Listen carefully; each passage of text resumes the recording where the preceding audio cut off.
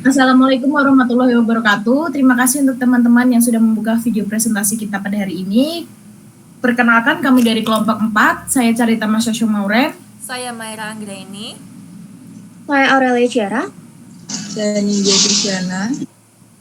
Saya Salim Magiseto. Baik, kita langsung masuk ke materi pertama, yaitu ada pengantar supervised learning. Supervised learning adalah salah satu cabang dalam machine learning yang berfokus pada membangun model prediksi berdasarkan data berlabel. Kemudian ada klasifikasi dalam pembelajaran mesin. Di sini ada definisi klasifikasi, ada tujuan klasifikasi, dan juga contoh aplikasi. Untuk definisi klasifikasi adalah tugas pembelajaran mesin di mana algoritma digunakan untuk mengelompokkan data ke dalam kategori atau kelas yang telah didefinisikan sebelumnya.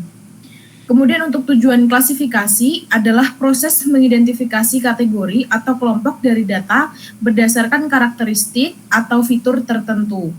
Tujuan utama dari klasifikasi mencakup berbagai aspek penting dalam analisis data dan pembelajaran mesin. Berikut beberapa tujuan utama klasifikasi. Yang pertama, ada pengambilan keputusan. Ini membantu dalam pengambilan keputusan dengan mengidentifikasi kategori yang tepat untuk setiap intens atau entitas. Kedua, penyederhanaan dan reduksi dimensi. Ini mengelompokkan data ke dalam kategori yang lebih sedikit. Klasifikasi dapat menyederhanakan analisis data dan mengurangi kompleksitas. Ketiga, pendeteksian dan pencegahan. Klasifikasi ini digunakan untuk mendeteksi anomali atau kejadian tertentu yang memerlukan tindakan lebih lanjut. Untuk contoh aplikasi, ini digunakan secara luas, misalnya untuk mengkategorikan email sebagai spam atau bukan, menentukan jenis penyakit berdasarkan gejala, dan mengklasifikasikan gambar seperti anjing atau kucing. Untuk slide berikutnya, Kak Aurel dipersilahkan. Oke, baik. Di sini terdapat algoritma K-Nurse-Napier atau KNN. Dari definisi KNN sendiri adalah algoritma pembelajaran yang sangat intuitif yang menentukan kelas dari suatu sampel berdasarkan kelas dari jumlah tetangga terdekatnya. Algoritma ini menganggap bahwa sampel serupa akan berada berdekatan dalam ruang fitur. Baik, untuk slide selanjutnya.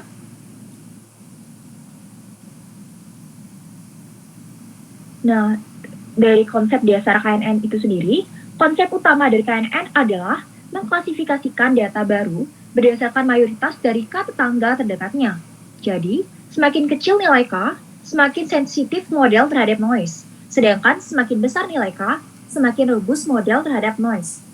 Nah, algoritma ini dalam pembelajaran mesin digunakan untuk klasifikasi dan regresi. Algoritma ini bekerja dengan cara mengidentifikasi K data terdekat dari data baru yang akan diklasifikasikan. Baik, untuk selanjutnya akan dijelaskan oleh Kak Mira. Oke, untuk langkah-langkah algoritma KNN berikut ada 4 langkah. Yang pertama, tentukan jumlah tetangga atau K.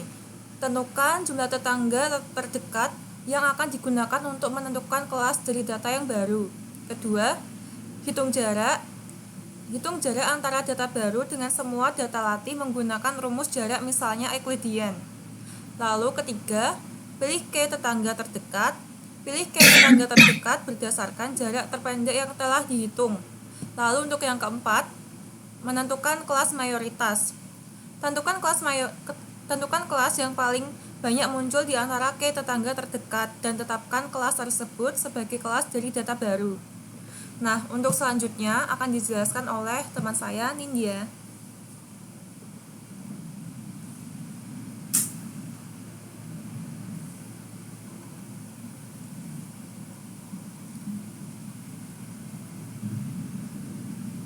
Kak Nindya. Jaringan syaraf tiruan atau JST ini itu adalah model komputasi yang terinspirasi oleh cara kerja otak manusia, terdiri dari unit-unit neutron yang saling terhubung. JST dapat mempelajari representasi kompleks dari data melalui pelatihan. Struktur JST itu ada neuron dan lapisan layer. Neuron adalah unit dasar yang melakukan komputasi sederhana, sedangkan lapisan layer itu ada satu lapisan input yang artinya menerima data mentah. Kedua, lapisan tersembunyi yang mempunyai arti melakukan komputasi untuk mengekstraksi fitur dari data. Yang ketiga, lapisan output, yaitu menghasilkan prediksi akhir.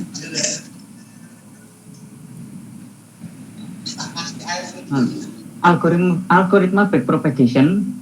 Backpropagation itu apa? Backpropagation adalah algoritma untuk melatih jaringan saraf tiruan dengan cara memperbaiki bobot jaringan berdasarkan perbedaan antara output yang dihasilkan dengan output yang diinginkan. Lalu langkah-langkahnya yang pertama, ada forward propagation, di mana data masukan diproses maju melalui jaringan untuk menghasilkan output. Yang kedua, ada menghitung error, di mana kita akan menghitung error perbedaan antara output yang dihasilkan oleh jaringan dengan output yang diinginkan.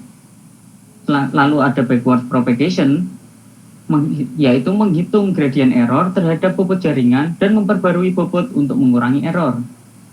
Yang terakhir ada pembaruan bobot, di mana algoritma ini akan menggunakan algoritma optimasi seperti gradient descent untuk memperbarui bobot.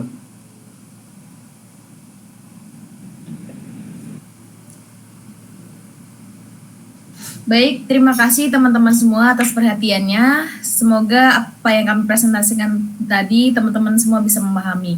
Salah hilafnya mohon maaf. Wassalamualaikum warahmatullahi wabarakatuh.